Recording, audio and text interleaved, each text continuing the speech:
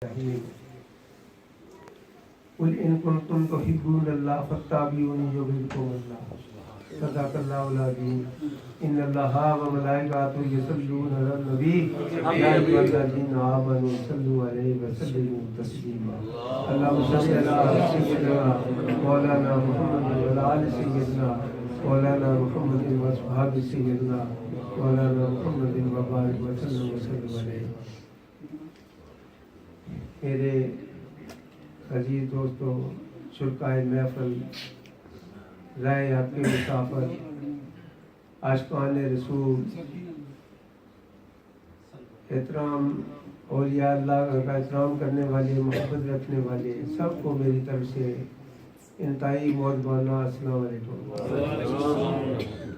میں نے جو موضوع تو میرا کچھ اور تھا، مگر مفتی صاحب نے محمد رسول اللہ کی محبت کا اظہار کرتے میرا بھی رخ بدل ہوتا ہے۔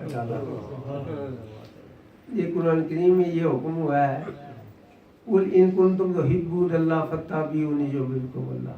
اگر اللہ سے محبت کرنا چاہتے ہو تو محمد رسول اللہ کی اتباع کرنا۔ اس سے کیا پتہ چلا، چاہے کوئی مسجد بنا لے، چاہے نماز پڑھ لے، جب تک محمد رسول اللہ کی محبت یا پیروی نہ ہوگی تو کوئی فائدہ اس کا نہیں۔ نہ تو وہ مسجد ہے، نہ وہ نماز ہے، نہ اس کا نیک عمل ہے، نہ اس کی خیرات ہے۔ اس سے کیا پتہ چلا کہ سب اگر اعمال کا مجموع ہے تو پہلی شرط ہی محمد رسول اللہ کی محبت ہے۔ سبحان اللہ۔ تو اس لیے یاد کرتا چلوں کہ ہمارا جو دین ہے، ان دین عند اللہ الاسلام، یہاں سنی وابی شیعہ دیوبندی اہل حدیث یا کتنے فرقہ واریت سے کوئی تعلق نہیں ہے۔ یہ تو پریکٹیکل اور دل کو خلوص نیت سے جو عمل کرے گا، محبت کرے گا، اس کو اس کا اعزاز ملے گا کہ آپ پوری کائنات کا مالک جو اسے پیار کرے گا۔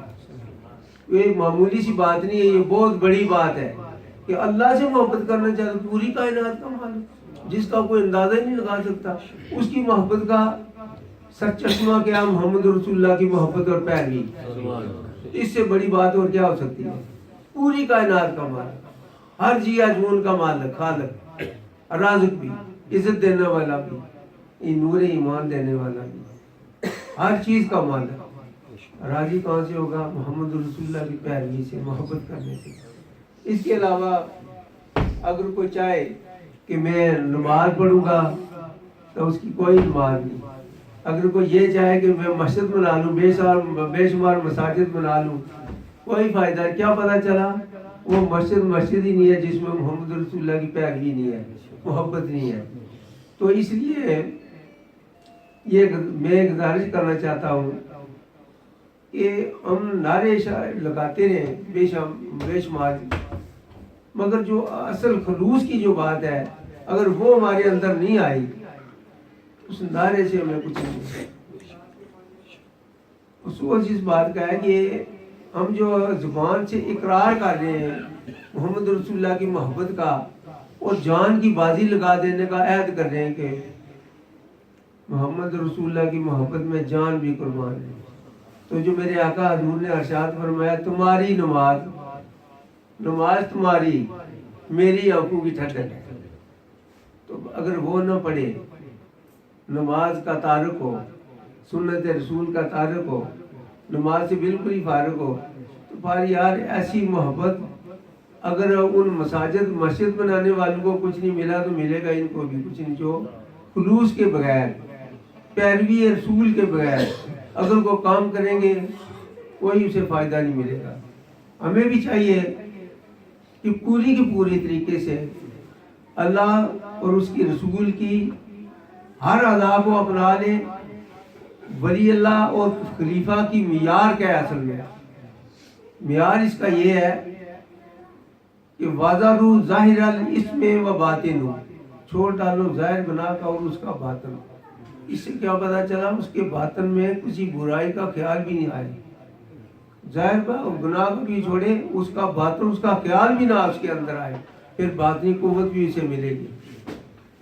اگر وہ ایسی ہوگا پھر اس کے لیے نہ تو کوئی چیز ایسی چھپی نہیں رہے گی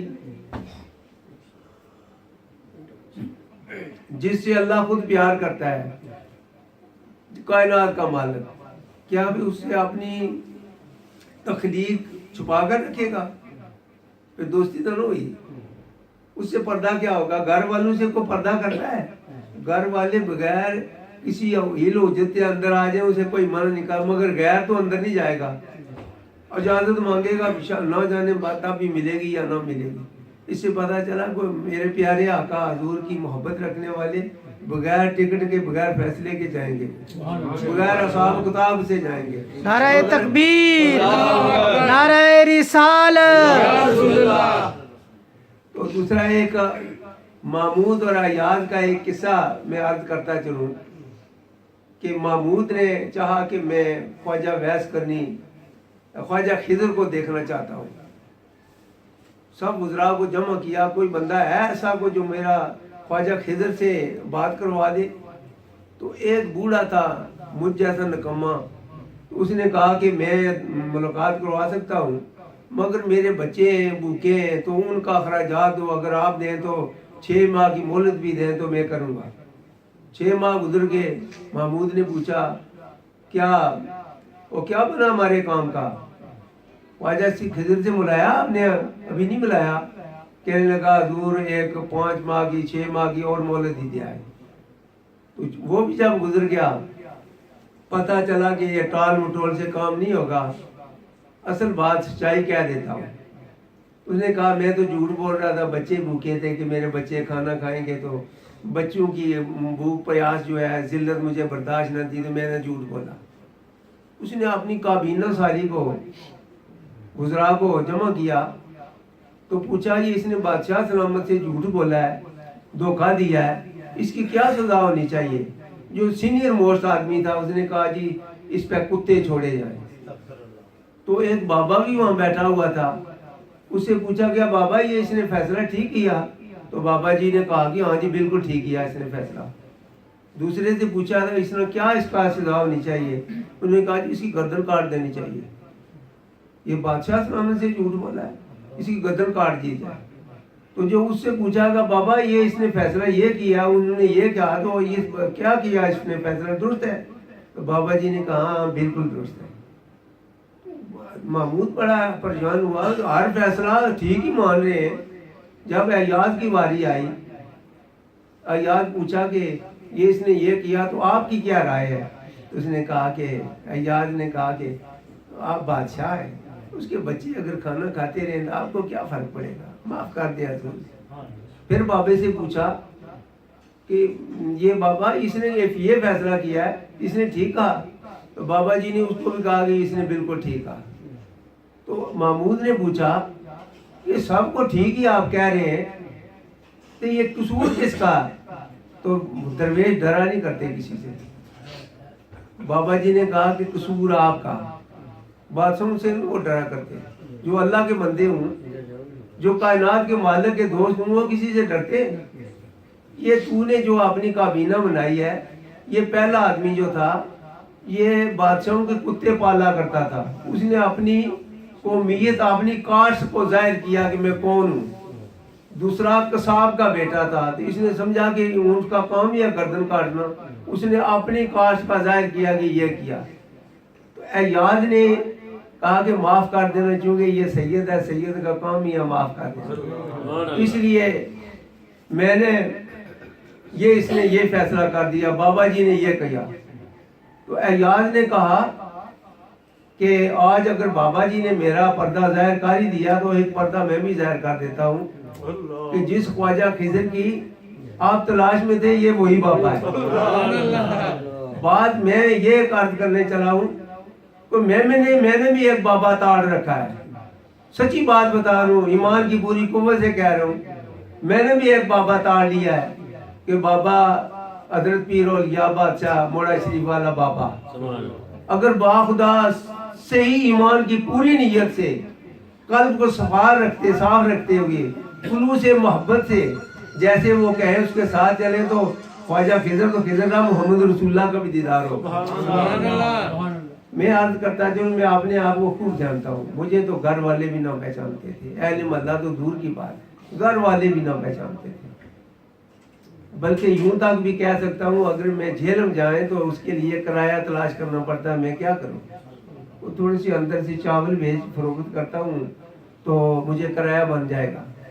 مگر بابا جی حضرت پیر اولیاء بادشاہ فاروق مفضل علی، ان نے پورے علاقے سے سب سے مسکین عاجز سا ایک جھونپڑا، جس کے گھر آنے میں ہمیشہ ہی دور دور رہا ہوں کہ میں اپنے پیر صاحب کو کیسے دعوت دوں۔ میرا گھر تو اس قابل نہیں ہے کہ میرے پیر صاحب کی شان یہ نہیں ہے کہ وہ ہمارے اسی جھونپڑے میں آئیں گے۔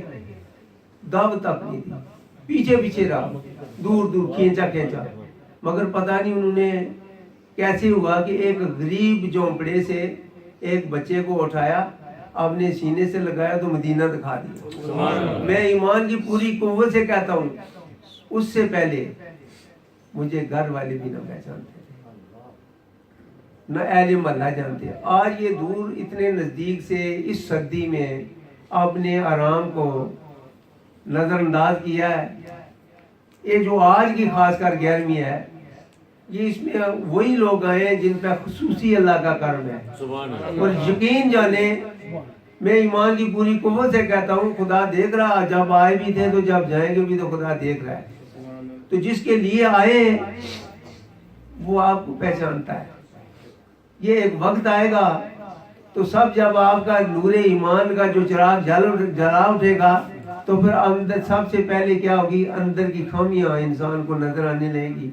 تو ہر خامی پہ جب وہ آنسو بہائے گا، انجمن دا کا تو پانی دے میں تو ریت مٹی رڑ جاوے، پھر کیا ہوگا؟ اس پہ آنسو بہائے گا تو اللہ سے معافی مانگے گا۔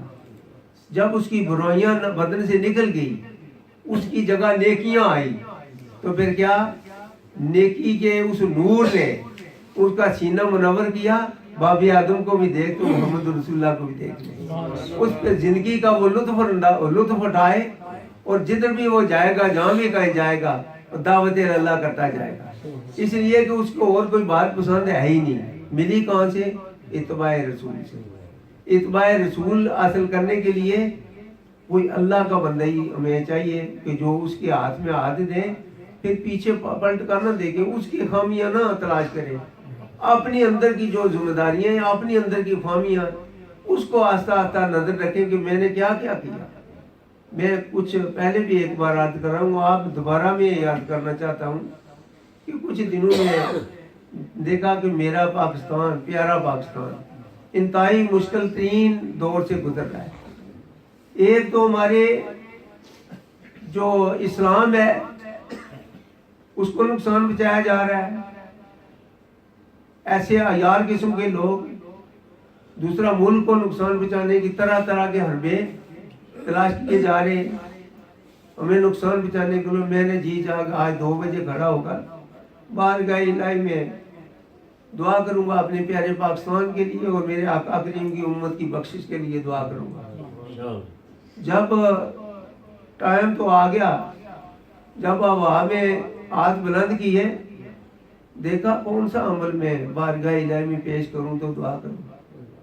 ایک دن کا جب تھا، اس وقت سے لے کر 80 سال تک جو میں نے زندگی گزاری، مجھے کوئی ایسا عمل مجھے نظر نہ آیا کہ میں جو بارگاہ الہی میں اپنا اس نیک عمل پیش کرتے ہوئے میں بارگاہ الہی میں یہ دعا کروں اپنے آقا کریم کی امت کے لیے اور پاکستان کی سلامتی کے لیے۔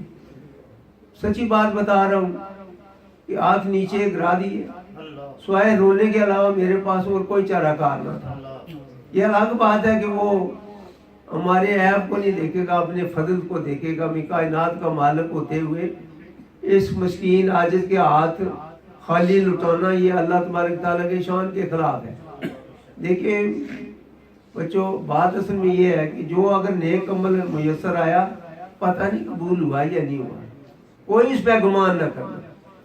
کوئی نماز ادا کی ہے، پتہ نہیں وہ نماز قبول کی ہے میرے پروردگار نے یا نہیں کی، کوئی اس پہ یہ گمان نہ کرے کہ میں نمازی ہوں، میں نیک عمل کیا ہے۔ جو نیکی کرے سب بھول جائیں، صرف اس کی رحمت کی امید رکھتے ہوئے، صرف اس کی رحمت کی امید رکھے، اور بارگاہ الہی سے مانگے تو اپنے خالی جون کو بھر لیں، خزانے لوٹ لیں۔ تو پھر میرے آقا کریم اس امت کے لیے جیسے کہ اللہ تبارک تعالیٰ نے روح زمین پہ پھیلا دیا اس امت کو، آپ نے جو تبلیغ اسلام 23 سال، کتنا 23 سال، وہ بھی پہلے جو 10 سال تھے وہ انسانیت سکھائی، ہر جیا جون کے لیے اس کے لیے رحم کرنے کا حکم دیا۔ 10 نبوی کو میرے آقا حضور کو نماز معراج کا حکم ہوا تو آپ نے معراج کے لیے تشریف لے گئے، اللہ تبارک تعالیٰ نے ان کو اپنے پاس بلا لیا۔ تو نماز 10 نبوی کے بعد فرض ہوئی، پہلے نماز فرض نہ تھی، چونکہ مفتی صاحب موجود ہیں، علماء اکرام پڑھے لکھے موجود ہیں۔ 10 سال کے بعد، 10 سال کے بعد پہلے یہی درس دیا کہ اللہ کی مخلوق کے ساتھ بھلائی کرو تو اللہ تم پہ راضی ہو جائے گا۔ تو یہ ہم کیا کریں گے اگر اللہ کی مخلوق کے ساتھ برائی کریں گے؟ کافرہ کا بوجھ بھی آپ نے کندھوں پہ اٹھایا تو منظر پہ پہنچا دیا۔ یا یہ سنت اگر چھوڑ کر، میرے آقا حضور کی یہ سنت چھوڑ کر آپ پہ اگر کسی نے کوڑا کرکٹ پھینکا تو بیمار ہو گیا، 2-3 دن دیکھا اس نے ایسا مخلوق کام نہیں کیا، گھر تشریف لے گیا، بیمار ہو گیا۔ یہ نبی کا طریقہ، اس کو سنت کہتے ہیں۔ داڑھی تو ٹھیک ہے، سنت موقع تو ہم کہہ دیتے ہیں، مگر ہمارا اندر میں جو ہمارا قول و فعل ہے وہ بھی اسی کے مطابق ہونا چاہیے، جو میرے آقا حضور کا جیسے ان کا کردار تھا۔ یہ جو ہے نا ہم سنتے ہیں ورفعنا لک ذکرک، کہ اللہ تبارک تعالیٰ نے ان کے ذکر کو بلند کر دیا۔ بلندی ذکر یہی ہے کہ جو کچھ میرے آقا حضور سے سرزد ہوا کوئی مثال ایسی نہیں ہے کہ پہلے بھی کہیں ہوا ہو کہ ارنی نے اگر پکارا تو اس سے پہلے کسی نبی کی یہ سنت میں شامل ہی نہیں ہے۔ تو میرے آقا کریم تشریف لے گئے تو ارنی کو آزاد کیا تھا، اپنے نالین مبارک رکھ دیا۔ یہ ہمارا فعل اللہ کا ذکر ہے، اس کا کردار، جو اصول میرے آقا کریم وہ بلند، ایسے بلند کیے کہ کسی کی مثال ہے ہی نہیں ہے پہلے۔ اگر شتر آیا، اونٹ آیا تو اس نے فریاد کی آقا حضور یہ یہودی مجھ پہ بوجھ تو زیادہ ڈال دیتا ہے، کھانے کے لیے کچھ نہیں کرتا۔ تو کسی کی مجال ہے کوئی اونٹ کی لینگویج سمجھ سکے، زبان سمجھ سکے؟ تو میرے آقا حضور نے ارشاد فرمایا کہ یہ اونٹ جو ہے یہ کہہ رہا ہے۔ تو یہودی سے پوچھا تھا، کہا آقا حضور ایسے ہی ہے۔ یہ ہمارا فان اللہ کا ذکر کہ اللہ تبارک تعالیٰ نے ان کے ذکر کو اس طرح وسیع کر دیا کہ پہلے کی کوئی مثال ہے ہی موجود نہیں ہے، کوئی مثال ایسی موجود نہیں ہے۔ ایک محفل میں سب صحابہ کرام رضوان اللہ علیہ اجمعین تشریف فرما تھے، شہد کی ایک مکھی آئی، آقا کریم کے گرد گھومنے لگی۔ صحابہ کرام رضوان اللہ علیہ اجمعین کے دل میں آیا کہ مچھی کا یہ جو شہد کی مکھی ہے کاٹ نہ جائے۔ تو میرے آقا حضور نے ارشاد میں تشریف رکھے، سارے بیٹھے تھے، یہ کچھ کہہ رہی ہے کہ فلاں جنگل میں فلاں پودے کے ساتھ، فلاں درخت کے ساتھ میں نے شہد لگا رکھا ہے، تو آپ کے صحابہ اکرام رضوان اللہ علیہ اجمعین کے کھانے کے لیے آج کچھ نہیں ہے، تو میں یہ دعوت دیتی ہوں شاید میرا اتار کر لے آئے تو سب صحابہ اکرام رضوان اللہ علیہ اجمعین کو دیں۔ جب میرے آقا حضور کا غلام گیا تو مکھیوں نے پہلے ہی اپنے چھتے کو پاک کر دیا، سب دور ہو گئی۔ یہ ہمارا فعل اللہ کا ذکر ہے۔ یہ بات صرف نعرے لگانے سے نہیں ہے، بات اصل میں نبی پاک صلی اللہ علیہ وسلم یہ طریقے کی بات ہے۔ اگر اس طریقے پہ ہم چل رہے ہیں، باخدا ایمان کی پوری قوت سے کہہ رہا ہوں، کوئی دوزخ کا ڈر نہیں ہے۔ خود پہلے آئیں گے غلمان اور انہیں آئیں گے، آؤ لے کر چلیں گے، ساتھ لے کر چلیں گے۔ آپ ناواقف ہیں اس راستے کے، ہم شناس ہیں، کئی بار گئے ہیں، کئی بار آئے، تو ملے گی کون سے؟ قل ان کنتم تحبون اللہ فاتبعونی۔ اللہ تبارک تعالیٰ کے پیارے نبی سے محبت کی، اس کی پیروی سے ملے گا۔ ٹائم کیا ہوا؟ 1:07 منٹ۔ اچھا، تو یہ چونکہ ٹائم کی وجہ سے نماز کا تو خاص خیال رکھنا چاہیے۔ تو جس کو میرے آقا حضور نے تمام دین زمین پہ نازل فرمایا، ہر حکم نازل فرمایا، مگر جب نماز کی باری ہوئی تو میرے آقا حضور کو عرش العظیم پہ بلایا، عرش العظیم پہ بلا کر आपने पास बुला कर ये नमाज का तोहफा दिए, इससे क्या पता चला सबसे अफजल अमल जो है नमाज है। नमाज भी वो जिसमें मोहम्मद रसूलुल्लाह की मोहब्बत और पैरवी है। जैसे मेरे आका हज़ूर ने नमाज अदा की है वो नमाज पढ़े। वैसे को कहे कि वो गंडा सिंह वो भी नमाज पढ़ गया मस्जिद में, क्या उसकी नमाज होगी? ऐसी नमाज इसकी पैरवी रसूल नहीं है, ऐसी कोई नमाज काबिल कबूल है ही नहीं है। तो मैं इन्हीं अल्फाज से आपसे इजाज़त चाहूँगा क्योंकि नमाज का वक्त करीब आ रहा है। आखिर दवाना अल्हम्दुलिल्लाह।